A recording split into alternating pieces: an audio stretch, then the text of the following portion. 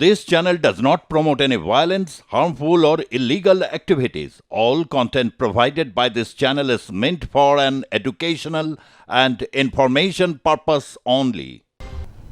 নমস্কার, আপনাদের সকলকে স্বাগত জানিয়ে শুরু করছি আজকের পর্বের জনমত। আমি সুজিত চট্টোপাধ্যায় রয়েছে আপনাদের সঙ্গে। সবুরে মেওয়া ফলে, অনেক সময় এই কথাটা বাংলা একটা কথা আছে, আমরা আপনাদের কাছে তুলে ধরেছিলাম বর্ডারের চিত্রটা। পরিষ্কার বুঝতে পারছিলাম যে বর্ডারে যে এই যে নন ফেন্সিং এরিয়া, সে এরিয়াতে এত যে জিনিসগুলো হয়, সাবভার্সিভ নানা রকম কাজকর্ম, এবং যখন বাংলাদেশ অশান্ত হলো সাবভার্সিভ কাজকর্মে কি ঘাটা পড়ছিল, বেশ কিছু তথ্য বা বিভিন্ন রকম জায়গা থেকে ইনপুটস আসছিল, তাতে বোঝা যাচ্ছিল যে বাংলাদেশ এই ইস্যুটাকে তারা ইস্যু করবে। সেই সময় মুজিবুর রহমান তাদের প্রিয় হবে, ইন্দিরা মুজিব চুক্তিটাকে তারা সামনে নিয়ে আসবে, 150 মিটারের মধ্যে বিষয়টাকে। কিন্তু ভারত এই যে সময়টাকে তারা বারবার করে এই জায়গাটা খোঁজে, তাদের কাছেও যথেষ্ট পরিমাণে খোলসা ছিল। তার কারণ এই খোলসা হওয়ার কারণটা কী হতে পারে? পাকিস্তান, আইএসআই, এই সমস্তগুলো একটা প্রশ্ন ছিল। কিন্তু প্রশ্নগুলোকে আর যাচাই করার জন্য, আরও ভালোভাবে করার জন্যে তিনটি বর্ডারে গিয়েছিলাম, এবং তিনটি বর্ডারটা একটু মনে করে দিয়ে এবং তারপর কি ঘটেছে সেটাও আমরা আপনাদেরকে জানাবো। একটু জাস্ট ক্লিপিংস একটু স্মরণ করে দিতে চাই, নিজেদের ঢাক পেটাচ্ছি না, কিন্তু প্রত্যেকটা জিনিসে একটা সিদ্ধান্তে পৌঁছতে গেলে কতগুলো স্টেপ অতিক্রম করে যেতে হয়, সেই কারণেই প্রথমে একটু দেখুন। এখানে ভারতীয় গণতন্ত্র এই জায়গায় তুমি দেখো না, বিএসএফ তারা রেস্টুরেন্ট করছে, যদিও বারবার করে তারা এসে বলছে যাতে উত্তেজক কেউ স্লোগান না দেয়, কোনো ধর্মবিরোধী এবং হচ্ছে পররাষ্ট্র যেহেতু সেরকম, তো সকালবেলা রেস্টুরেন্ট তারা তো ক্ষোভ এবং তাদের যে ওখানে যে সংখ্যালঘুরা বিপন্ন সেই কথাটাই বলতে এসছেন এবং সংগতি জানাতে এসছেন। এবং লক্ষণীয়ভাবে আগামী দিনে এটুকুনি বলতে পারি একজন অভিজ্ঞতা থেকে, যেহেতু কখনো আগে এটা দেখেনি এরকম পরিস্থিতি, তাতে একটা জিনিস বলা যায় যে আগামী দিনে এই ধরনের বাংলার যে পশ্চিমবঙ্গের যেসব জায়গাগুলো বর্ডার বা ত্রিপুরা বা বিভিন্ন জায়গায় সেভেন সিস্টার, সেখানে বিভিন্ন রকমভাবে প্রতিবাদ আগামী সময় ধ্বনিত হবে, বিশেষ করে বর্ডার জায়গাগুলোতে। এবং বর্ডারগুলো অত্যন্ত সিকিউর রাখা দরকার, তার কারণ যাতে একটা বড় সমস্যা হচ্ছে অনুপ্রবেশের ঘটনা যাতে না ঘটে। রানাঘাট লোকসভায় এই জায়গাটি এবং অত্যন্ত বর্ডারিং এরিয়ার কারণে বাংলাদেশের এই যে উদ্ভূত পরিস্থিতি সম্পর্কে এখানকার মানুষ অত্যন্ত ওয়েল অ্যাওয়ার অফ। এখন এই জায়গা থেকে দাঁড়িয়ে আগামী দিনে একটা বড় প্রশ্ন, মাঝে মধ্যে পরিস্থিতি খুব উত্তপ্ত হয়ে ওঠার একটা লক্ষণ কিন্তু দেখা যাচ্ছে, এবং বাংলাদেশে যতক্ষণ না পর্যন্ত একটি নির্বাচিত সরকার আসছে বা সরকার তৈরি হচ্ছে, ততক্ষণ পর্যন্ত একটা এই ধরনের কিছু তাণ্ডব থাকবে। বিজেপি বলবে যে বিএসএফের অতি সক্রিয়তা, যদিও কোনো রকম এই ধরনের কোনো কিছু নেই। ফেন্সিং বর্ডার প্রত্যেককেই আপনারা দেখতে পাচ্ছেন, এটা নিত্যদিনকার চিত্র যে তারা অত্যন্ত যে এখানে স্কুলের যারা তারা স্কুল ছুটির পর তারা সমস্ত ফিরে এসছে। চমৎকার একটি গ্রাম, যে গ্রামকে বলা যেতে পারে যে এই মুহূর্তে দাঁড়িয়ে অশান্ত হলো, পরিস্থিতিকে নিয়ন্ত্রণে আনার জন্যে এখানকার যারা নাগরিক সমাজ এবং তার সাথে বিএসএফ একটা গুরুত্বপূর্ণ ভূমিকা রেখেছেন। এইটা কিন্তু কালকে যে বাণিজ্য দপ্তরের 2 সচিবের কথা থেকে আগামী দিনে তারা বলছেন ভবিষ্যতের দিকে তাকাবেন, কারণ ভবিষ্যতের দিকে তাকালে এইটাও হয়তো আমরা দেখা যাবে হচ্ছে পেট্রাপোল বেনাপোলের মতো, হয়তো এই জায়গাটাও একটা ওরকম বড় টার্মিনাল বা হচ্ছে আন্তর্জাতিক যে মানদণ্ড পেতে গেলে, একটা বর্ডার পেতে গেলে সেটা হবে, অর্থাৎ এখানে বাণিজ্য। সুতরাং ওই ফাঁকা আওয়াজ দিয়ে ডক্টর ইউনূস, যাকে আজকে তীব্র ভাষা আক্রমণ করেছেন শুভেন্দু অধিকারী, তিনি সরাসরি মোল্লা ইউনূস বলে সম্বোধন করেছেন, এবং বাংলাদেশ একটি মোল্লাতন্ত্র যে গেড়ে বসতে চাইছে এবং তারা গেড়ে বসেছে, তাদেরকে উৎপাটিত করার আহ্বান রেখেছেন। এবং বাংলাদেশের হিন্দুদের পাশে গোটা পৃথিবীর হিন্দু সমাজ যে রয়েছে, বিশ্ব মানবাধিকার দিবসে সেটা তিনি আবার এখান থেকে স্মরণ করিয়ে দিয়েছেন।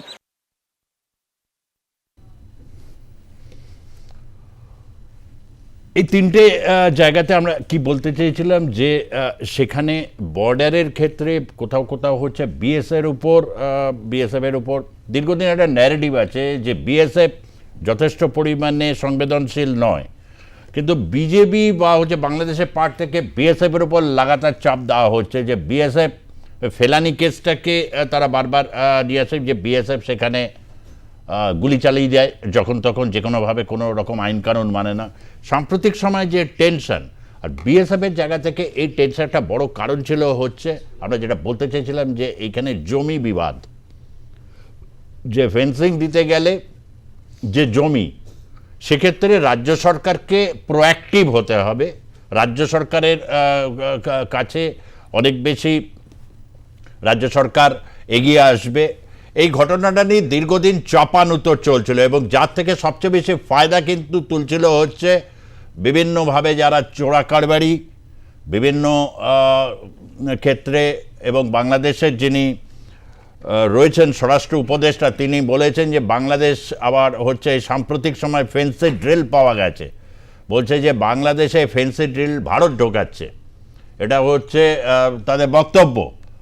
এবং দীর্ঘদিন ধরে কাপ সিরাপের নামে ফেন্সি ড্রিল একটা বহু বছর ধরে আদান প্রদানের ব্যাপার রয়েছে, কিন্তু এ তো সমস্ত যুব সমাজকে দুই প্রান্তেরই এটা তো একটা অস্বাভাবিক পরিস্থিতি তৈরি করবে, এবং দুই প্রান্তে এবং কোটি কোটি টাকা, এত বছরে কত কোটি কোটি টাকার যে হিসেব হয়েছে, বহু লোক যে ফুলে ভেবে উঠেছে, এবং তারা কারা সেটা আমরা বিলক্ষণ জানি, তারা কারা। এই সমস্ত ক্ষেত্রে এটার একটা সুষ্ঠু সমাধানের জন্যে রাজ্য সরকারের মুখ্যমন্ত্রী মমতা বন্দ্যোপাধ্যায় তিনি জানিয়ে দিয়েছেন যে পশ্চিমবঙ্গে বিশেষ করে নদিয়া মালদহে তারা জমি দেবেন বিএসএফকে, এবং ক্যাবিনেট মিটিংয়ে এই সিদ্ধান্তটি হয়েছে, ক্যাবিনেটে এই সিদ্ধান্তটি হয়েছে, নবান্ন ক্যাবিনেটের পর এই সিদ্ধান্তটি আমরা জানতে পেরেছি যে সেখানে মমতা বন্দ্যোপাধ্যায় তিনি এবং জানিয়েছেন যে জমি রাজ্য সরকার দেবে। এইটা অবশ্যই একটা বড় রকমের বলা যায় যে জনমতের প্রভাব, জনমত এটাই চাইছিল, বিশেষ করে সীমান্তবর্তী জনমত তারা কি চাইছে আরও ডিটেলসে আপনাদের কাছে আমরা আগামীকাল আমি তুলে ধরবো সন্ধ্যে 7টার সময়। সেখানকার মানুষ কত, বিভিন্ন জেলার কত মানুষ তারা চাইছে, অর্থাৎ ভারতবর্ষে যারা রয়েছেন এই প্রান্তে তারা কিন্তু কাঁটাতারের বেড়া চাইছেন, নিরাপত্তার স্বার্থে চাইছেন, প্রবলভাবে চাইছেন, এবং সেটাকে রেসপন্ড করার দায়িত্ব নিঃসন্দেহে রাষ্ট্রের, এ ব্যাপারে কোনো সন্দেহ নেই। আজকে আমরা এই বিষয়ে বিতর্কে যাব যে এই যে সীমান্তবর্তী জায়গাটা, এই সীমান্তবর্তী জায়গায় ঠিক কেন এই ধরনের সেন্সিটিভ একটা হয়ে রয়েছে, আইএসআইয়ের কী ভূমিকা, এবং বাংলাদেশের রাজনৈতিক পট পরিবর্তনের ক্ষেত্রে যে যে সম্ভাবনাগুলো এই মুহূর্তে তৈরি হচ্ছে সেগুলো ঠিক কী, কোন দিকে যাচ্ছে, এই বিষয়ে বিস্তারিতভাবে আজকে আমরা আলোচনায় থাকব, বিশ্লেষণে থাকব। রয়েছেন প্রাক্তন সেনাকর্তা এবং হচ্ছে প্রতিরক্ষা ভাষ্যকার R.K. শ্রীবাস্তব, তাকে স্বাগত জানাচ্ছি। মিস্টার শ্রীবাস্তব, আপনি স্টুডিওতে রয়েছেন, আপনাকে স্বাগত। রয়েছেন অধ্যাপক প্রদীপ্ত রায়, রাষ্ট্রবিজ্ঞানের অধ্যাপক, তাকেও আমরা স্বাগত জানাচ্ছি। এবং রয়েছেন আন্তর্জাতিক সম্পর্ক বিশেষজ্ঞ অধ্যাপক ডক্টর রাজাগোপাল ধর চক্রবর্তী ভার্চুয়ালি আমাদের সঙ্গে যোগ দিচ্ছেন। রাজাগোপাল বাবু, আপনাকে আমি স্বাগত জানাচ্ছি। মিস্টার শ্রীবাস্তব, আপনি এই যে বর্ডার এরিয়া, এই যে সাম্প্রতিক সময় এবং যে বিবৃতি বাংলাদেশের স্বরাষ্ট্র উপদেষ্টা পর্যন্ত দিচ্ছেন, এই সমস্তগুলো কিসের হচ্ছে, এবং যে অ্যাক্টিভিটিসগুলো দেখছি বা এই কাঁটাতার, এবং বাংলাদেশে এখন যেভাবে আইএসআইয়ের তৎপরতা দেখতে পাচ্ছি, এই তৎপরতা এটার কেন্দ্রবিন্দু, কেননা হচ্ছে পুরো দৃষ্টিভঙ্গি কোথাও একটা মনে হচ্ছে, আই মে বি রং, কিন্তু এটা আমার মাথায় বারবার ঘুরছে যে এটা ওয়েস্ট থেকে ইস্টের দিকে কি একটা শিফট করার করছে আইএসআই, জায়গাটাকে কি প্রবলভাবে অশান্ত করতে চাইছে। Thank you. দেখুন, প্রথমে তো আমি আপনার R+কে ধন্যবাদ জানাই যে আপনি সীমান্ত গেছেন, আমরা দেখতে পেরেছি যে আপনি সীমান্ত গেছেন, সীমান্ত গিয়ে জনগণের যেটা ভাবনাটা আছে, আর আপনি সুরক্ষা নিয়ে যেটা ভাবনাটা আছে, আপনি পুরো আমাদের পশ্চিমবঙ্গকে নয় পুরো দেশকে বা বিদেশে যারা আমাদের লোক আছেন ওদেরকে আপনি দেখালেন, তাই জন্য আমি আপনাকে ধন্যবাদ জানাচ্ছি। পয়েন্ট 1। পয়েন্ট 2, এই 52 ইয়ার্স হয়ে গেল আমাদের 1971 পর, এখন পর্যন্ত তো আমরা কোনোদিন কথা বলিনি এটা কাঁটাতারের।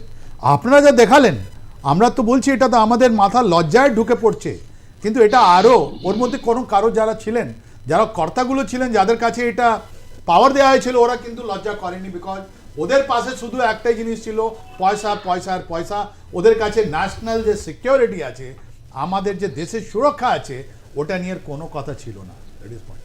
কিন্তু 21শে জানুয়ারি থেকে 24শে জানুয়ারি বা 25 জানুয়ারির মধ্যে এটা কি হয়ে গেল যে আজকে পুরো লোক আপনারা যা দেখিয়েছেন ওর একটা কালমিনেশন হলো। আমি একটু ডটটা কানেক্ট করে দিচ্ছি, আপনার একটা চিত্রটা, আপনার একটা যে ভাষ্যটা আপনি দেখালেন ওটা কানেক্ট হয়ে যাবে, আপনাকে বুঝতে পারবেন না। আপনি যে এই যে 1 মাস 1.5 মাস ধরে আপনি যে বর্ডার সীমান্ত আপনি ঘুরছেন, আপনি আসা যে নেক্সট জেনারেশন আছেন ওদের জন্য আপনি কি করেছেন, ওদের প্রাণ বাঁচাওয়ার জন্য আপনি কি করেছেন, আমাদের রাষ্ট্রীয় সুরক্ষার জন্য আপনি কি করেছেন, এটা আপনি জেনে আশ্চর্য হবে। 21শে জানুয়ারি 2025 ঢাকায় দুটো জিনিস হচ্ছে। একটা প্লেনে ডক্টর ইউনূস চলে যাচ্ছেন দাভোস, উনি ইকোনমিক ফোরাম যেটা আছে ওখানে পার্টিসিপেট করবেন। আর অন্যদিকে পাকিস্তান থেকে ওদের দুজন মেজর জেনারেল আইএসআই, আগে বলা হলো ডিজি আইএসআই আসবেন, পরে দুজন মেজর জেনারেল, একটা এসএসজি কমান্ডো ওখানে আসছেন আইএসআই নিয়ে, রাইট? ওটা মিটিং হচ্ছে, তো মিটিংয়ে কি হলো, এটাই তো ফাঁস হলো। ওরা যা ডিসকাস করলেন, একটা ডিজিএফআই আর একটা আইএসআই, দুটোর মধ্যে কি কথা হবে, ওদের মধ্যে কথা হবে এক্সচেঞ্জ অফ ডিপ অ্যাসেটস। যে পাকিস্তানের আইএসআই এত বছর ধরে বাংলাদেশ আর আমাদের সীমান্তে যে মানুষগুলোকে বড় করেছিল, যাদেরকে পয়সা দিয়েছিল, যাদেরকে বলেছিল যখন আমাদের দরকার লাগবে তোমরা উঠবে, যেরকম কাশ্মীরে উঠেছো, ওরাই আর এক্সচেঞ্জ করলো।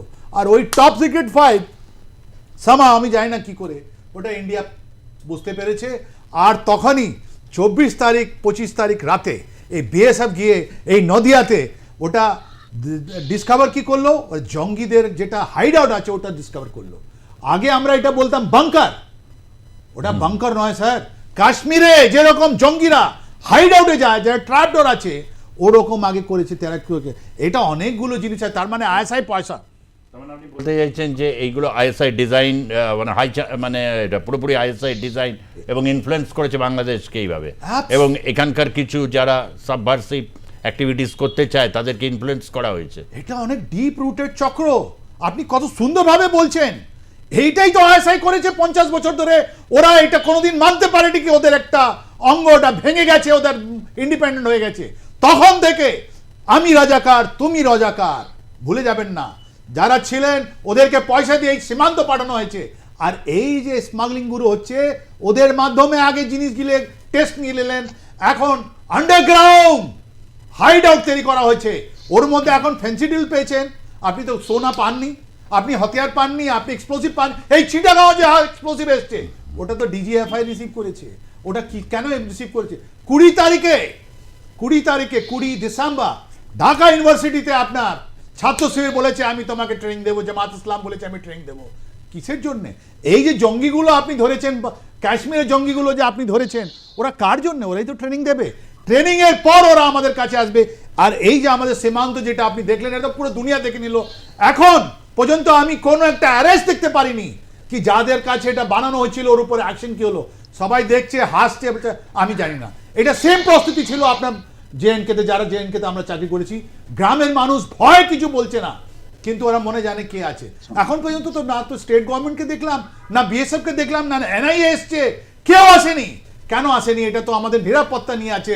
আজকে ওখানে ফেন্সিডিল দেখাচ্ছে, কালকে ওর মধ্যে AK-47 grenade, rocket launcher, LMG, ইউএমজি, explosive থাকবে। ওর পর আসবে ওখান থেকে জঙ্গি ট্রেন, তারপরে কলকাতা দখল হবে। তারপরে আমাদের মানে ছেলে বাচ্চারা যারা আছে, যারা ওদেরকে মারা হবে, যেরকম 2005-এ বাংলা ভাই জেএমবি মারলো। এটা প্রত্যবাবু, এটা তো একটা খুব গভীর ডিজাইন বলে যেটা হচ্ছে যে বিভিন্ন ক্ষেত্রে এই ধরনের আমরা দেখেছি যারা এই ধরনের সন্ত্রাসবাদী বা জঙ্গি সংগঠনগুলোর কাজ করে, তারা বিভিন্ন মডিউলে কাজ করে, কিন্তু এই মডেলটা দীর্ঘদিন ধরে একই ন্যারেটিভ শুনেছি। এবং সবচেয়ে বড় কথা, এটাকে বার্স্ট করার জন্য একটা হচ্ছে কড়া ব্যবস্থা এবং গ্রেপ্তার বা কোনো কিছু সেরকম হচ্ছে না। তাহলে কোথাও একটা জায়গায় খেলাটা ধরা পড়ে গেছে। নেক্সট কি? দেখুন, এই পুরো জিনিসটা যে দিকটার দিকে নির্দেশ দেন, মেজর সাহেব বললেন যে একটা টাকা পয়সা কর্নেল, তছরূপ, সরি, এই একটা ব্যাপার, এটা তো রয়েছেই। এর সাথে আমি একটু তাত্ত্বিক একটা জায়গায় আলোকপাত করতে চাই। সেটা হচ্ছে যে লিবারেল ইন্টারন্যাশনাল রিলেশনের যে সারবত্তাহীনতা বা বাস্তব পরিস্থিতিতে তার যে দূরদর্শিতার কম যে ব্যাপারটা, সেইটাই কিন্তু আমাদের এই ফেন্সিংয়ের ইস্যুতে আমরা দেখতে পাচ্ছি। লিবারেল পলিটিক্স সবসময় বলে যে ফেন্স যত কম থাকবে, দুটো দেশের মধ্যে কানেক্টিভিটি তত বাড়বে, তত তাদের মধ্যে একটা সুহৃদ সম্পর্ক তৈরি হবে, অর্থনৈতিক সংযোগ তৈরি হবে, তাতে শান্তি মানে বহাল শুধু হবে না, শান্তি আরও সুদৃঢ় হবে এবং দু দেশের মধ্যে সম্পর্কও সুদৃঢ় হবে। এবং সেই কারণেই কিন্তু এই লিবারেল পলিটিক্সই বলে যে ফেন্স যত কম থাকবে তত ভালো। আপনি দেখবেন সিংয়ান ভিসা, মানে সিংয়ান যে পলিসি, বা ইম্যানুয়েল কান্ট থেকে শুরু করে জন স্টুয়ার্ট মিল, সবাই এই তত্ত্বের কথা বলেছেন। এবং অনেকদিন আগে, কিন্তু তখন তো বহু বছর আগে এরকম জঙ্গি সন্ত্রাস না একইভাবে ছিল, নারকোটিক সমস্যা একই দিকে একইভাবে ছিল। এখন তার মানে কি বলবো, তার প্রকাশগুলো হয়তো একটু অন্যরকম হয়েছে, কিন্তু সমস্যা তখনও ছিল। বাস্তববাদী জায়গা থেকে আমাদের ব্যাপারটাকে দেখতে হবে। এসব আষাঢ়ে গল্প, মানে মন ভার করা চিন্তা ভাবনা, অলিক কল্পনা করে লাভ নেই।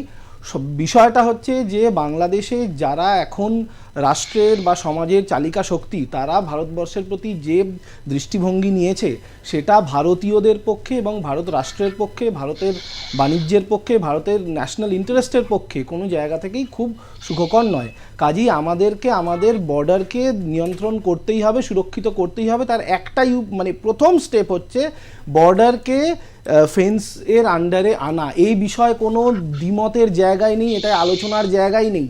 মনমোহন সিং একসময় বলেছিলেন যে বর্ডারগুলো শুধুমাত্র দেশগুলোকে আলাদা করার জায়গা নয়, দুটো দেশের মিটিং পয়েন্ট। তার একটা অর্থনৈতিক দৃষ্টিভঙ্গি ছিল, তিনি লিবারেল ইকোনমিতে বিশ্বাস করতেন।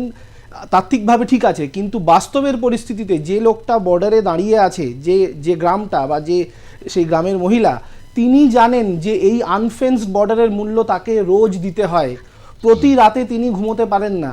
তিনি মনে করছেন যে আজকে হয়তো আমার জমিটা চলে গেল, আজকে আমার ইজ্জতটা চলে গেল, আজকে আমার বাড়ির গরু বা ছাগলটাকে নিয়ে চলে গেল।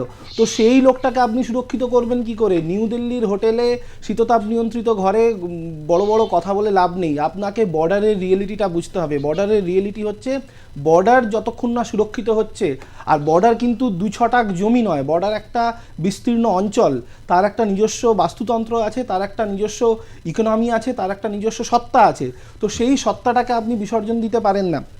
এবং আনফেন্সড বর্ডারের যে রোম্যান্টিসিজম, সেটা ইউরোপে চলতে পারে, ভারতবর্ষ বাংলাদেশের মধ্যে আজকের যুগে দাঁড়িয়ে একদম চলতে পারে না। এই বিষয়ে কোনো আলোচনার জায়গাই নেই, কোনো প্রশ্নই আর আসে না। এবং সেটা আগামী দিনে একটা দৃঢ় পদক্ষেপের দিকে এগোচ্ছে, এবং কতটা পেস নিয়ে এগোচ্ছে, কতটা কি হচ্ছে, এই ব্যাপারে আমরা তাজা আপনাদের কাছে ডিটেলস দিতে থাকবো প্রতি মুহূর্তে। ডক্টর রাজাগোপাল ধর চক্রবর্তী, আপনার কাছে আসছি।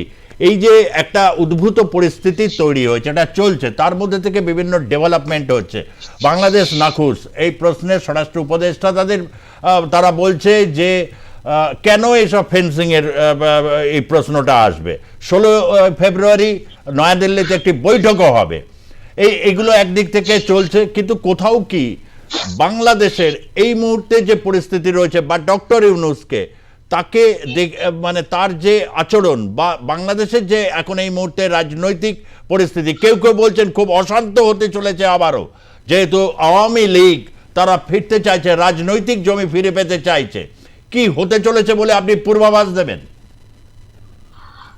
হ্যাঁ, দেখুন, বাংলাদেশে যেটা ঘটছে তার তো পূর্বাভাস আগেই পাওয়া গেছিল। আমরা বর্ডারগুলোকে অরক্ষিত রেখেছিলাম। আমাদের অনেকেরই ভাবনা যে বর্ডারে থাকলে border trading, cross border trading হতে পারে। আমরা চায়নার সঙ্গে চুক্তি করেছিলাম আমাদের সিকিমে ক্রস বর্ডার ট্রেডিং আমরা করব, কিন্তু কিছুই হয়নি। মানে যা স্টেপ চায়নাই করেছে, আমরা কিছু করতে পারি। বাংলাদেশে যে সমস্ত জায়গা আমরা করেছিলাম, বর্ডার হাট ইত্যাদি, কোনোটাই খুব একটা বিরাট সফলতা আসেনি। যেটা ঘটেছে, বর্ডারের এই যে ফাঁক ফোকর আমরা রেখে দেওয়াতে, তার ফলে যেটা আমরা দেখলাম, স্মাগলিং ব্যাপকভাবে এসেছে। কেননা আমাদের দেশে জিনিসের দাম তার থেকে অনেক বেশি দাম বাংলাদেশে অনেক জিনিস আছে। এগুলো এখান থেকে চলে যাচ্ছে স্বাভাবিকভাবে, এবং বাংলাদেশ থেকে নিষিদ্ধ মানে ড্রাগস ইত্যাদি অস্ত্র শস্ত্র সব ঢুকে পড়ছে। এবং এখানে এই যে এটা তার যেটা দেখা গেছে যে রাজনৈতিক শক্তি বাংলাদেশেরও যারা আছে, আমাদের এখানকার যারা আছে, তারা বিরাটভাবে মুনাফা লুটেছে এই অরক্ষিত বর্ডার রাখার ফলে। তারপরে এতদিন জমি নিয়ে কেউ ভাবেনি, প্রায় 900 কিলোমিটার ছিল একেবারে আনফেন্সড অবস্থায় ছিল, এখন পরিবড়ি করে ফেন্সিং দিচ্ছে। সেই ফেন্সিং কদিন থাকবে আমরা জানি না। যাই হোক, তো ব্যাপারটা হচ্ছে যে আমরা যখন এই ফেন্সিংটা দিইনি এবং আমরা যখন অরক্ষিত রেখেছিলাম, ভেবেছিলাম যে শেখ হাসিনা হয়তো চিরদিন থাকবে বা এমন একটা সরকার থাকবে যে আমাদের সঙ্গে সুসম্পর্ক রাখবে। বাংলাদেশ ভারতবর্ষের যে সম্পর্ক স্বাধীনতার সময় ছিল, তার 3-4 বছর 72-এ স্বাধীন, 71-এ স্বাধীন হলো, 74-এ সরকার হয়ে গেল। আমরা সেখান থেকে কোনো শিক্ষা নিই। যাই হোক, তার ফলে আমাদের যেটা ঘটেছে, বাংলাদেশ আমাদের দেশে ব্যাপকভাবে তাদের যাবতীয় মানে আমাদের উপর অত্যাচার করে গেছে। ফেক কারেন্সি নোট পাকিস্তান থেকে বাংলাদেশ ঘটেছে। আইএসআই শ্রীবাস্তব খুব সুন্দরভাবে বলছিলেন, প্রদীপ্ত খুব ভালো বলছিল। আইএসআই দেখুন যেটা তারা কাশ্মীর দিয়ে আসতে আর পারছে না, এখন বাংলাদেশ দিয়ে যতটা পারা যায় ঢুকে পড়ার চেষ্টা। এগুলো তো সবাই জানে। আমরা বলি গালি আমাদের মিলিটারি বিশাল ব্যাপার, তাদের বিরাট তাদের ইন্টেলিজেন্স আছে, কোথায় তাদের ইন্টেলিজেন্স গেল? আমরা সবাই বলছি ভারতের শক্তি বিরাট, ডিপ্লোম্যাটিক শক্তি বিরাট, মিলিটারি শক্তি তুলনা হয় না। কিন্তু বারবার দেখা যাচ্ছে বাংলাদেশ যেভাবে সাধারণ মানুষকে সঙ্গে নিচ্ছে, বাংলাদেশের যে অ্যাটিটিউড, খেয়াল রাখতে হবে, দ্বৈত অ্যাটিটিউড আছে। অ্যাটিটিউড একটা হচ্ছে সরকারি ভাবে অ্যাটিটিউড, সেখানে খুব পোলাইট, ভারতকে হ্যাঁ হ্যাঁ করে যাচ্ছে, ঠিক আছে, ভয় নেই। আবার দেখুন সাধারণ মানুষকে খেপিয়ে দিয়ে সেখানে ভারত বিদ্বেষ কিভাবে করা যায়, বিজেপিকে দিয়ে, বর্ডার গার্ডকে দিয়ে বাংলাদেশ অত্যন্ত সূক্ষ্মভাবে সেগুলো করে যাচ্ছে। আর আমাদের এখানকার সীমান্তে যেটা আপনি খুব সুন্দরভাবে প্রেজেন্ট করলেন, 3 জায়গা থেকে আপনি যেটা জানালেন, সাধারণ মানুষের যে দুর্দশা, সাধারণ মানুষ তো সবসময় ভয়ের মধ্যে রয়ে গেছে যে কি ঘটবে না ঘটবে, এবং তারা অবাক, ভারত সরকার এত বীর, তাদের বীরত্বের কিছুই নেই। যে সাপ ফোর্স করতে পারে না, সে সাপের মর্যাদা হারিয়ে যায়। সুতরাং ভারত সরকারের যে বীরত্ব, আমরা টেলিভিশনে অনেকেই অনেক কথা বলছি, ভারত সরকারের গুণগান গাইছে, কিন্তু সাধারণ মানুষের কাছে, যেটা আপনি রিপোর্টে দেখালেন বা জানান ভাবে যে সেগুলো আমরা আসি, অনেকটাই কমে যাচ্ছে। ভারত সরকার যদি 2-4 বার যদি একটু বীরত্ব দেখায়, তাহলে এই বর্ডারের ঝামেলাগুলো মিটে যায়, বুঝেছেন? সবাই কিন্তু যারা বীর শক্তিশালী তাদেরকেই শ্রদ্ধা করে, দুর্বলকে কেউ শ্রদ্ধা করে না। আমরা পাকিস্তানের সঙ্গে দেখেছি, বালাকোট বালাকোট হওয়ার পরে সব থেমে গেছে। যাই হোক, ভারত সরকার জানে সেখানে আমরা $16 বিলিয়ন জিনিসপত্র বেশি, বিরাট মার্কেট আছে। আমাদের এখানকার যারা ব্যবসা করেন, আমাদের জিনিস বাংলাদেশি নিয়ে যান, তারা ভয় পাচ্ছেন তাদের বাজার বুঝে যাবে। আমাদের এখানকার নানান অ্যাসেট সেখানে গেছে, তারা ভয় পাচ্ছেন অ্যাসেট গুলো কি হবে। একটা ট্রেন পড়েছিল, অনেকদিন পরে ফেরত দিয়েছে, ভাঙা চূড়া, সেই ট্রেনটা আর কোনোদিন ব্যবহার করা যাবে না। বোঝাই যাচ্ছে বাংলাদেশের সঙ্গে বন্ধুত্বে আমরা কি পেয়েছি, কিন্তু শিক্ষা খুব একটা হচ্ছে না।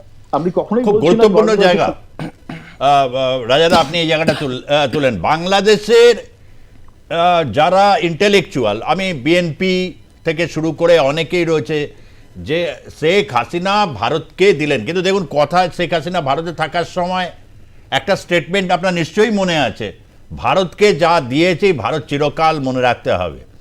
এটা বাংলাদেশে ভীষণ কয়নেজ হয়, অথচ আমরা তো দেখতে পাচ্ছি কি হচ্ছে, বিশেষ করে সাধারণ মানুষ বা এই সময় দাঁড়িয়ে ভারত সরকারের, এটা অবশ্য অনেকেই বলেছেন, অস্বীকার করা যায় না, বিভিন্ন জায়গায় মাঠে ঘাটে এতদের চাটে রাফেলে উড়িয়ে দিলেও শুভেন্দু অধিকারী বারবার বলছেন যদি আমরা এটা করি, উনিও বুঝতে পারছেন যে ভারত সরকার কোনো একটা জায়গায় গ্রিন সিগন্যাল দিতে চাইছে না। অথচ কূটনীতিতে যে বিভিন্ন যে ফর্মালিটিসগুলো রয়েছে, একটা কমিউনিকেশন লেভেল বা ট্রেড, কোনো জায়গায় তো বাংলাদেশের সাথে খুব একটা স্মুথ কিছু নয়, বাংলাদেশের তার প্রয়োজনে, কিন্তু তার ন্যারেটিভটা আপনি যেটা বললেন দ্বৈত নীতি, সে চালিয়ে যাচ্ছে এবং সাকসেস হচ্ছে। এটা কি বলা যায় সাকসেস এই মুহূর্তে দাঁড়িয়ে রয়েছে? আর আমরা কে অপেক্ষা করছি, এবং বাংলাদেশের মানুষও একটা রাজনৈতিক কিছু পরিবর্তন আছে, যদি এটা চলতে থাকে তাহলে ডক্টর ইউনূস তো সফল বলতে হবে তখন। এটা কি আমায় বলছেন? হ্যাঁ হ্যাঁ হ্যাঁ হ্যাঁ, দেখুন ইউনূস কিন্তু অত্যন্ত সফল। দেখুন, একটা গুজব জড়িয়ে দিল আমাদের প্রেসও, আমাদের মিডিয়াও বলতে শুরু করলো ইউনূস পালিয়ে গেছে, ডোবাসে গেছে, সবাই জানে। কিন্তু যেভাবে রটলো, খুব মানে দুঃখজনক ভাবে প্রচারটা করলো, উনি কিন্তু একেবারে যেভাবে যোগাযোগটা রাখছে, সাহস কত দেখুন। সোরসের সঙ্গে, অ্যালেক্স সোরসের সঙ্গে, জর্জ সোরসের বড় ছেলের সঙ্গে মিটিং করেছেন, ওপেন সোসাইটি ফাউন্ডেশন, এখন যিনি প্রেসিডেন্ট, বুকের পাঁঠা রয়েছে ট্রাম্প আমেরিকার প্রেসিডেন্ট, এবং আমরা সবাই জানি ট্রাম্পের সঙ্গে সরষের সম্পর্ক কি। একদম চার সঙ্গে মিটিং করে বুঝিয়ে দিলেন আমিও লড়বো, এই ব্যাপারটা উনি যেটা করেছেন, কিন্তু সেটা কিন্তু ওনার সাহস আছে যে পালিয়ে যাওয়ার কথা যারা বলছেন তারা মানে এতই একেবারে বেসলেস কথাবার্তা বলছেন, যার ফলে মানে এই আলোচনাগুলো না খুব ফিকে হয়ে যাচ্ছে এত এই ধরনের দুর্বল কথাবার্তা আসাতে। আপনি যেটা বললেন ইউনিস কি জিতে গেল, দেখুন এই মুহূর্তে কিন্তু এখন ইউনিসের 2007-এ আপনার খেয়াল থাকবে সুজিত দা, যখন ইন্টারিম -2 ইন্টারিম গভর্নমেন্ট এলো, তখন বিবিসি ঘোষণা করেছিল যে ইউনিস হচ্ছে যে বাংলাদেশের ইন্টারিম প্রাইম মিনিস্টার হতে চলে 2007 সালে। বোঝাই যাচ্ছে এই লোকটাকে বসানোর জন্য নানান ধরনের প্ল্যানিং মাথায় ছিল। সুতরাং উনি কিন্তু যে অযোগ্য ব্যক্তি তা তো নয়, নোবেল প্রাইজ পেয়েছেন। যে ধরনের, আমি ওনার সঙ্গে কাজ করেছি গ্রামীণ ব্যাংকের সঙ্গে, যেভাবে কাজ করেছেন বাংলাদেশের মহিলাদের, দুর্বল মহিলাদের, পিছিয়ে পড়া মহিলাদের ক্ষমতায়নে যে করেছেন, সত্যি একটা অসাধারণ কাজ, সেটা তুলনা হয় না। কিন্তু যখন উনি মৌলবাদকে সঙ্গে নিয়ে বাংলাদেশের দ্বিতীয় স্বাধীনতা সংগ্রাম বলার চেষ্টা করলেন, তখনই কিন্তু আমরা দেখলাম যে ওনার কোথাও একটা কম্প্রোমাইজিং স্ট্যান্ড, বুঝেছেন, নিজেকে বাঁচানোর জন্য বাংলাদেশ জলাঞ্জলি যাক, তার ঐতিহ্য জলাঞ্জলি যাক, তার সংবিধান জলাঞ্জলি যাক, সবকিছু করে কিন্তু উনি টিকে যাওয়ার চেষ্টা করেছেন খুব সুন্দরভাবে। একদিকে জামায়াতের সঙ্গে সম্পর্ক রাখছেন, আবার হ্যাঁ, এবং কঠোর মৌলবাদীদের সম্পর্ক রাখছেন, বিএনপির সঙ্গে ভালো সম্পর্ক। উনি একমাত্র শেখ হাসিনা বা আওয়ামী লীগ মাইনাস শেখ হাসিনা যদি হয়, হয়তো ইউনিস রাজি হবেন, কেন ওনার বিরুদ্ধে প্রচুর উনি নানান ধরনের মানে ইউনুস দেখা গেছে বিদেশে নানান জায়গায় ওনার ইন্টারেস্ট তৈরি হয়েছিল, সেখানে ক্লিন্টন ফাউন্ডেশন কিভাবে টাকা দিয়েছে, এখন নানান ভাবে তথ্য কিন্তু আমাদের কাছে এসে হাজির হয়েছে। এবং এই লোকটা কিভাবে ইউএস, হ্যাঁ আমি পরে আসছি, ঠিক আছে। হ্যাঁ, মিস্টার শ্রীবাস্তব, এইখান থেকে দাঁড়িয়ে বাংলাদেশে এখন যা, এবং হচ্ছে ভারতকে একটা খুব কড়া স্টান্স, যেটা একটা দীর্ঘদিন ধরে ভারতীয় জনতা পার্টি বা বিভিন্ন সরকার বলেছে এই রাজ্যে জমি দেওয়া হচ্ছিল না, বিএসএফ এর ফেন্সিং নানা রকম এসছে। এখন যখন এই সমস্যাটার সমাধান হচ্ছে, তাহলে স্ট্রং একটা জায়গা বাংলাদেশের সাথে ব্যবসা বাণিজ্য সমস্ত কিছু, তারা যখন লড়ার জন্য প্রস্তুত, তারা তাদের স্বাধীনতাকে একটা নতুনভাবে ম্যানিফেস্ট করার জন্য প্রস্তুত, তাহলে তার সাথে তো সেইভাবেই আগামী দিনে আচরণটা করা উচিত। এইটা কি আপনি আশাবাদী আদৌ এই জায়গাটায় কতটা কি হবে, নাকি একটা জায়গায় অ্যান্টিসিপেট ভারত রিটালিয়েট করতে পারে বা ভারত এটা করতে পারে বলেই আইএসআইয়ের সাথে বাংলাদেশ যাচ্ছে না, আইএসআই চাইছে বাংলাদেশকে সঙ্গে নিয়ে এই ব্যাপারটাকে আগামী দিনে এর তো একটা রিটালিয়েশন হবে, সেটাকে মোকাবিলা করতে?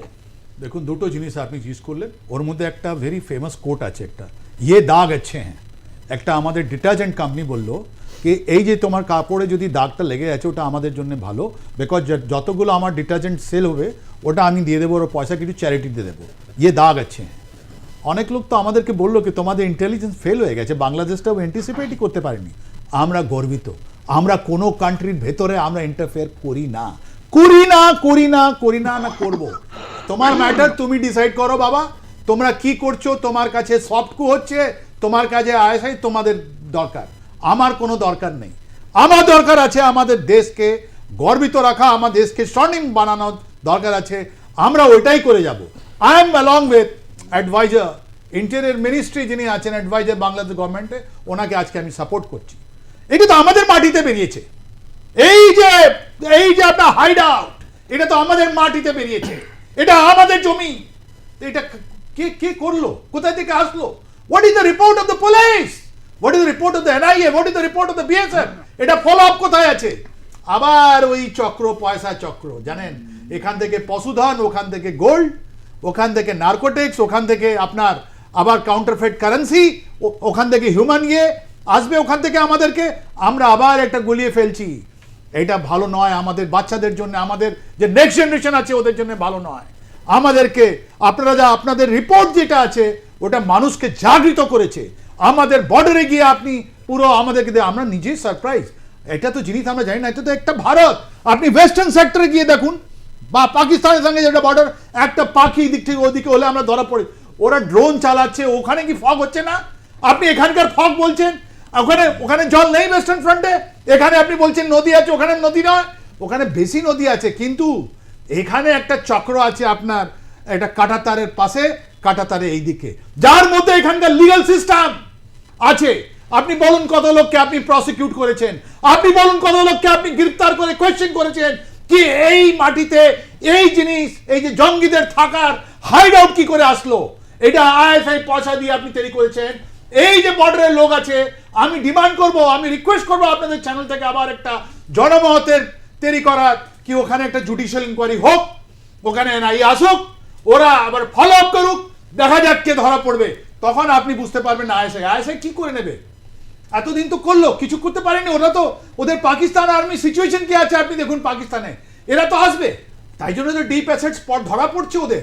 ওই যে ধরা পড়ার পর এটা তো সবার সামনে চোখের সামনে আছে, এটা আমাদের মাটিতে, এটা আমি বারবার আপনাকে বলছি, judicial inquiry is a must.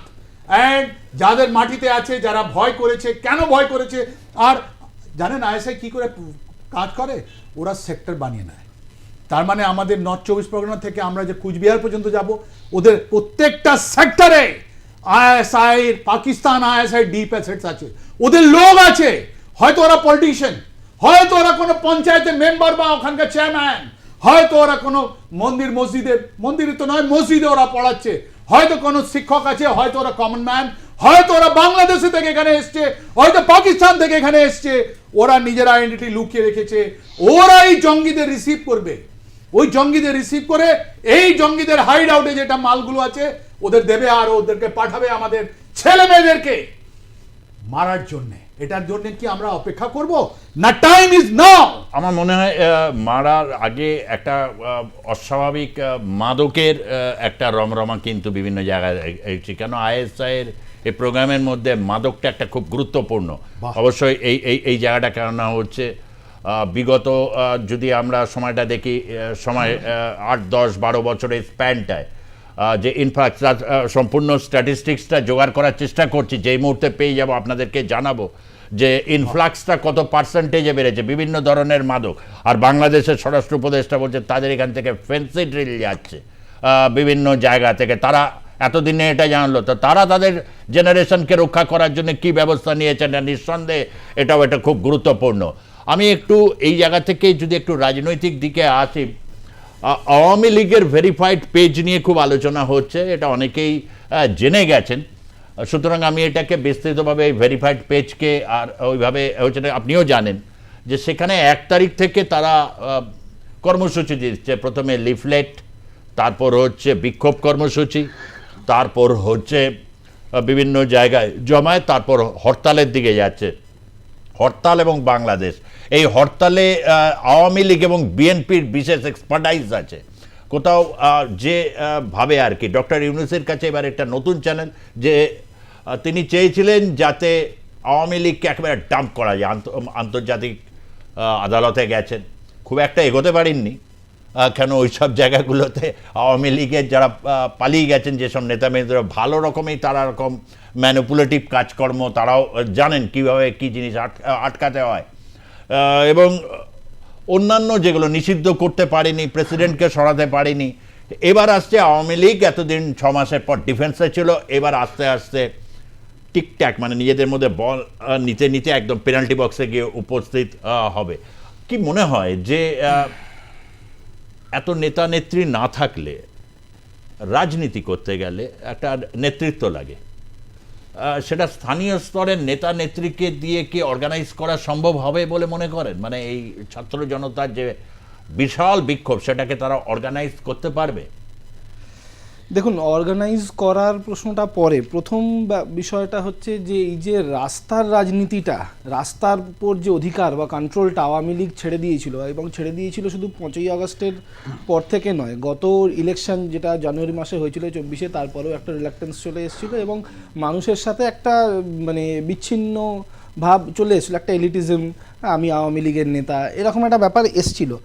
তো এই রাস্তার ওপর মানে রাস্তার রাজনীতিতে কন্ট্রোল থাকা, এটা কিন্তু দক্ষিণ এশিয়া বা সমগ্র এশিয়ার রাজনীতিতে ভীষণ গুরুত্বপূর্ণ। এটা কিন্তু আমেরিকা বা ইউরোপ নয় যে আমি টিভি চ্যানেলে গিয়ে প্রচার করলাম আর আমি ভোটের দিন সবাইকে বললাম গিয়ে ভোট দিয়ে দিও আর রাজনীতি হয়ে যাবে, এটা কিন্তু এরকমটা নয়।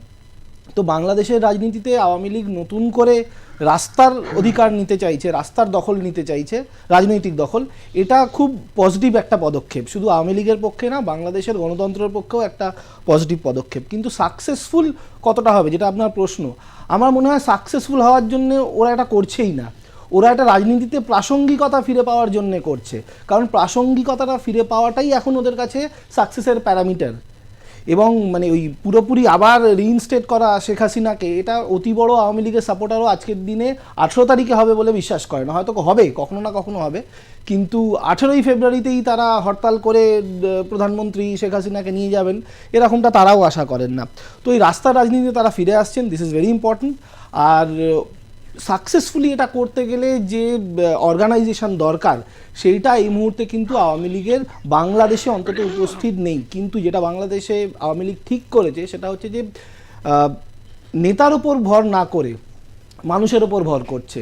যে জন অভ্যুত্থানটা হয়েছিল 5ই আগস্ট, সেটাকে একটা জন অভ্যুত্থান দিয়ে কাউন্টার করতে চাইছে, নেতা দিয়ে কাউন্টার করতে চাইছে না, করতে চেষ্টা করলে সেটা সফল হবে না। জনগণ বা মানে মাস দিয়েই কাটা সম্ভব, এটা তারা অন্তত স্ট্র্যাটেজিক জায়গা থেকে বিশ্বাস করেছেন বা এই স্ট্র্যাটেজিতেই এগোতে ওরা চাইছেন। এই ক্ষেত্রে ধরুন এখন তো এটা অনেকটা ছবির মতো পরিষ্কার, এটা হচ্ছে যে বিভিন্ন রকম আন্তর্জাতিক সহায়তা, বিশেষ করে আমেরিকা বা জো বাইডেন সরকার বা আইএসআইয়ের মদত, এগুলো তো ছিল। এখন আওয়ামী লীগের ক্ষেত্রে এই এটা পাওয়া কি এখন কি মনে হয় সেই জায়গা থেকে? আওয়ামী লীগকে কে সাপোর্ট করবে না এ বিষয়ে আমি মন্তব্য করতে চাই না, বা ফিনান্সিয়াল বা লজিস্টিক্যাল সাপোর্ট কে দেবে না দেবে এটাও আমি মন্তব্য করতে চাই না। কিন্তু যেটা আমি বলতে চাই সেটা হচ্ছে যে উল্টো দিকে যারা ছিল, জামাত বা বিএনপি, তাদের যে সাপোর্ট বা সাপ্লাই লাইন যেটা ছিল ইউএস থেকে বা চায়না থেকে, সেটা তো এখন ডিসকানেক্টেড হয়ে গেছে। কাজেই এখন লড়াইটা হবে সমানে সমানে। চায়না ব্যাকড বা ইউএস ব্যাকড বিএনপি বা জামাত ভার্সেস আওয়ামী লীগ, সেটা কিন্তু আর এখন নেই। এখন আওয়ামী লীগ ভার্সেস বিএনপি বা জামাত এই জায়গায় এসে দাঁড়িয়েছে। রাজাগোপাল বাবু, এই যে 5ই আগস্টের ঘটনা, ছাত্র জনতার অভ্যুত্থান বা বিভিন্ন ক্ষেত্রে, তার আগে জানি আইএসআইয়ের অতি উৎসাহ, তারা পাকিস্তান ভেঙে পূর্ব পাকিস্তান হয়ে একটা নতুন দেশ, এটা আজীবন তারা মনে রাখবে। ইয়াহিয়া খান বলেও রেখেছিলেন, এটা তাদের কাছে এই অঙ্গহানি চিরকালের একটা বেদনা। এই বেদনাকে সময় সুযোগ পেলে তারা সেটাকে করবে, এবং সময় সুযোগ এসেও যায়।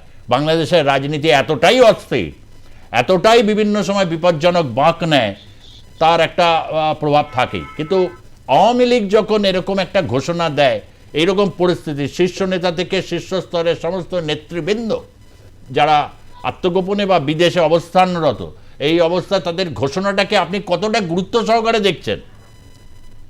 হ্যাঁ, দেখুন, আওয়ামী লীগ কিন্তু দীর্ঘদিন ক্ষমতায় থেকে তাদের গ্রাসরুট পুরো নষ্ট হয়ে গেছে। এবং গত যে জানুয়ারি মাসের যে ইলেকশনটা ঘটলো, মানে গত বছরের জানুয়ারিতে, মোটামুটি সবাই জেনে গিয়েছিল সেটা রিগড ইলেকশন। মানে যেটা আমরা যারা এপার বাংলায় থাকি, আমাদের অনেকেরই অভিজ্ঞতা আছে যে আপনি ক্ষমতা দিয়ে যখন ক্ষমতায় থাকেন, মানে গায়ের জোরে ক্ষমতায় থাকেন, তখন বেশি দিন থাকা যায় না। এখন আমরা দেখলাম বামেদের কি দৌর্দণ্ড প্রতাপ ছিল। 2011 ইলেকশনেও তারা প্রায় 48-47% সব মিশিয়ে ভোট পেয়েছে, কিন্তু তারপরে দেখুন একেবারে এখন কোথায় চলে গেছে। মমতা বন্দ্যোপাধ্যায় যে স্ট্র্যাটেজিটা নিয়েছিলেন যে বামেরা আন্দোলন করতে উঠলেই থামিয়ে দাও, আমার ধারণা একদম এই সুদীপ্ত সেনকে একবার বুঝেছেন, তার উপরে তারা যে সমস্ত বাচ্চা মানে তরুণ তাত্ত্বিক নেতা ছিল, একেবারেই যখন করে দিলেন, মানে তাদের আন্দোলনটাকে থামিয়ে দিলেন। আমরা জানি সুদীপ্ত সেনের কি অবস্থা হয়েছিল। বাংলাদেশে এই যে আওয়ামী লীগ যখন ফিরে দাঁড়াবার চেষ্টা করছে, কিন্তু আওয়ামী লীগের যদিও একটা বেশ কিছু ভক্তজনের ব্যাপার আছে, বিদেশে অনেক বেশি আছে, বিদেশে আমাদের সঙ্গে যাদের যোগাযোগ আছে তারা এখনো আওয়ামী লীগের প্রতি ইন্ট্যাক্ট, কেন তারা অনেকে বেনিফিশিয়ারি। কিন্তু সাধারণ মানুষ যেভাবে আমরা দেখলেন বৈষম্য বিরোধী আন্দোলনের পথে নেমেছে, অনেকটাই গণতন্ত্র হারিয়ে যাওয়ার দ্বন্দ্ব। এটা আমরা অনেকদিন ধরেই বিএনপির বেশ কিছু নেতার সঙ্গে আমার যোগাযোগ আছে, তারা জানাচ্ছিল যে ভাই গণতন্ত্র আমাদের দেশে কিছু নেই। পশ্চিমবঙ্গে এই কথাটা কিন্তু সবাই বলতো, বামেদের কেউ সরাতে পারবে না। তারপরে দেখা গেল যে একেবারে যে জায়গায় গেছে, বামের ইলেকশনে হেরে গেল, তাই এখন সেখানে বাংলাদেশে ওরা মানুষ মনে করলো ইলেকশনে হারবে না, এই যা আছে লড়াই, এই এখন জিনিস যে ইলেকশনটা ঠিক জিতেই যাবে। হ্যাঁ, পশ্চিমবঙ্গের সঙ্গে যারা এই জিনিসটা দেখছেন তারা তুলনা করতেই পারে। তারপরে মানুষ সেখানে যেটা যেটা করেছে, তাদের অনেকেই সাহায্য করেছে। মানুষ যখন পথে নামে, আইএসআই এসছে, জোর সোরোজের ওপেন সোসাইটি ফাউন্ডেশন এসেছে, এবং আমরা জানি কারা সবাই আসতে চায় যখন একটা রিজিম চেঞ্জের জন্য মানুষের উদাত্ত আহ্বান থাকে। মানে একেবারে এই নয় যে জর্জ সোরোজের টাকা আর আইএসআই টাকা ঢুকেছি বলেই সরকার পড়ে গেছে। মানুষ পথে নেমেছে, এটা তো স্বীকার করতে হবে। অত মানুষ যদি না নামতো তাহলে ঘটতো না। এখন আওয়ামী লীগ যতই চেষ্টা করুক, বুঝেছেন, এরা এখন যতই চেষ্টা করুক, বুঝেছেন, নানান ভাবে চেষ্টা করছে, তাদের উত্থান আর ঘটছে না। আমরা সবাই ভাবছি বোধহয় তরুণ তুর্কি হ্যান ত্যান সব জবানন্দ জব্দ হয়ে যাচ্ছে, বুঝেছেন। এখন আওয়ামী লীগেরও মোটামুটি সেই অবস্থায় গিয়ে দাঁড়িয়েছে। ভারত সরকারের পররাষ্ট্র নীতির এটা একটা বড় দুর্বলতা। আমরা ভেবেছিলাম যে শেখ হাসিনাই বুঝি একমাত্র বন্ধু, আমরা অন্য জায়গায় বন্ধুত্ব সেভাবে রাখতে পারিনি। আমার কি যায় আসে বাংলাদেশ বিএনপি শাসন করবে না, বিএনপি সেটা অবশ্য বলেছিল। হ্যাঁ, মির্জা ফখরুল আলমগীর তিনি বলেছিলেন হ্যাঁ। যে এই অপটিক্স থেকে, আওয়ামী লীগের অপটিক্স থেকে না দেখার কথা তিনি বলেছিলেন। নিশ্চয়ই আগামী দিনে এটা ভারত আমল দেবে আর কি।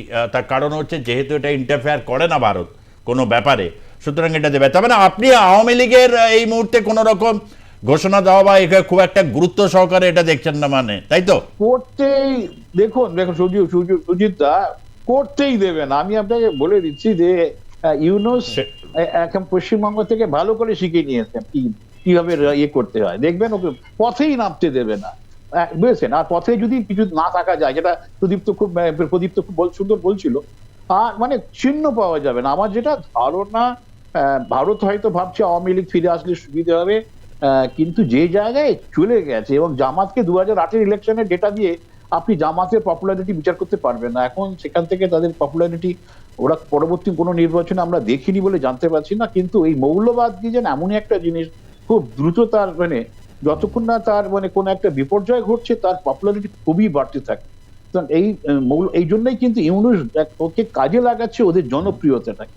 সুতরাং আওয়ামী লীগের পক্ষে এসবকে ভেদ করে ঢুকে পড়া, মানে হ্যাঁ, জামাতের নির্বাচনী সাফল্য আগে না থাকতে পারে, কিন্তু অনুকূল পরিস্থিতি যদি থাকে, মানে ডক্টর ইউনূস তাদের মানে জামাত ইসলামের ডার্লিং বলা যেতে পারে অনেকেই হচ্ছে, ফলে অনুকূল পরিস্থিতি পেলে জামাত হচ্ছে তার খেল দেখাবে। মানে সোজা কথায় এইটা মানে আওয়ামী লীগকে মানে যাকে বলে একদম ময়দানে নামলে গুড়িয়ে দেওয়া, পুঁতে দেওয়া, এরকম একটা সিচুয়েশন সাথে তৈরি করতে চলেছে।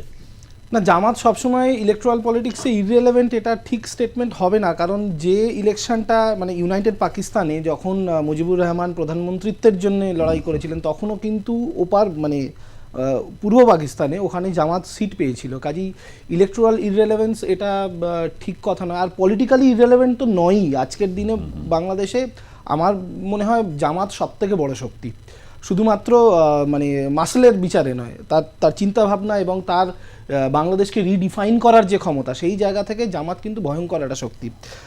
দুটো জিনিস আমি একটু বলতে চাই খুব সংক্ষেপে। একটা, রাজাগোপালবাবু খুব ঠিক বললেন যে ভারতের বাংলাদেশ নীতির একটা ব্লান্ডার, যে ব্লাইন্ডলি শেখ হাসিনার ওপর ডিপেন্ড করা।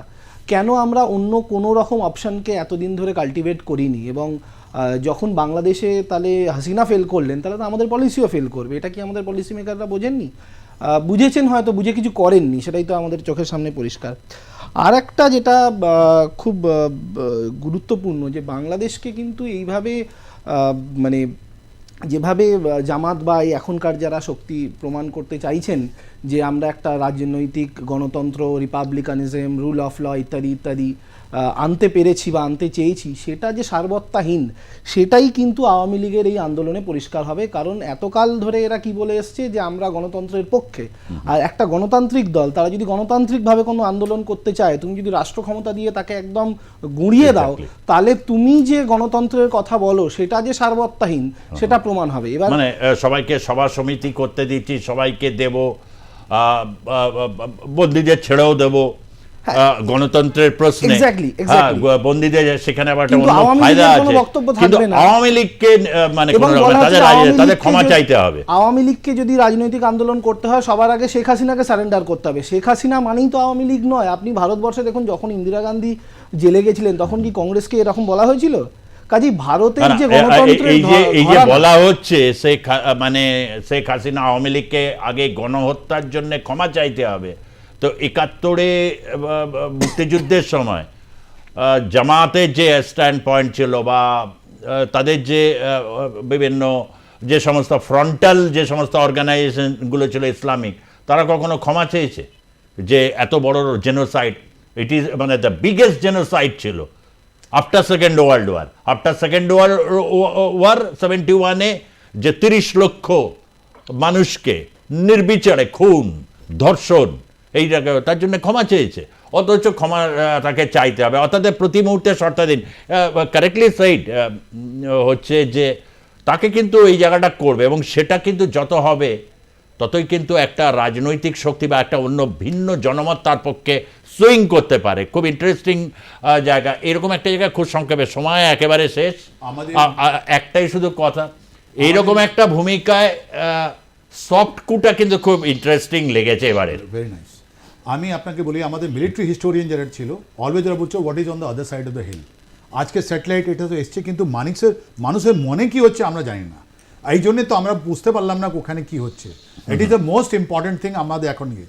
দ্বিতীয় জিনিসটা আপনাকে বলতে চাই, 21 জানুয়ারি কি ডেমনস্ট্রেট করছে? ইন্টারিম গভর্নমেন্ট আর আর্মির মধ্যে ঝগড়া আছে। যখন আইএসআই আসছে প্রফেসর ইউনুস থাকছেন না, রাইট? আর এই যে আর্মি আছে ওকে প্রেসিডেন্ট কত সাপোর্ট করছেন আমরা জানি না। That is point 2। Point 3, BNP সম্বন্ধে আমরা সব বলছেন, ভুলে যাবেন না এই বাবর, এই আপনি যান আসামে অনেকগুলো লিডার এখন আলফা আছে, ওদের পরেশ বড়ুয়া, ওদের অনুপ চেতিয়া সব ওখানে ছিল। এই রহমানের ছেলে ওদেরকে সাহায্য করেছে। Exactly. আর তৃতীয় জিনিস আপনাকে মানে এইটা ভারতের সাথে বিএনপির সাথে সম্পর্কের ক্ষেত্রে এটা লুৎফরুজ্জামান বাবর রিলিজ হয়েছে। হ্যাঁ, তারপরে release। আপনি বলছি মুক্তিযোদ্ধারা কোথায় আছেন এটা আমরা বুঝতে পারছি না। ওরা বিএনপি দিকে আছেন না আওয়ামী লীগ? ওরা একটা ইম্পর্টেন্ট রোল প্লে করবে। Thank you. আজকের মতো আমরা জনমত এই পর্যন্তই থাকছি সুস্পষ্টভাবে, এবং আগামী সময়টায় বিশেষ করে হচ্ছে সামনে বাজেট রয়েছে, এবং সেক্ষেত্রে সীমান্তকে কতটা গুরুত্ব দেওয়া হচ্ছে, কারণ সীমান্তের প্রশ্নটা, নিরাপত্তার প্রশ্নটা এখন অত্যন্ত গুরুত্বপূর্ণ একটা প্রশ্ন। ভারতবর্ষের মানুষের প্রত্যেকটি ভারতীয় নাগরিকের সেখানে জীবনের যাতে সম্মান এবং মূল্য পায় সেটা দেখা আমাদের কর্তব্য, এবং এই প্রশ্নে আমরা কখনোই গলার স্বর নিচু করি না। ধন্যবাদ মিস্টার আর কে শ্রীবাস্তব আপনাকে, ধন্যবাদ ডক্টর রাজাগোপাল ধর চক্রবর্তী আপনাকে, ধন্যবাদ অধ্যাপক প্রদীপ্ত রায় আপনাকে, ধন্যবাদ আপনাদেরকেও যারা দেখলেন আজকের পর্বের জনমত। দেখতে থাকুন আর প্লাস নিউজ, সবার আগে সবার পাশে। ধন্যবাদ, নমস্কার।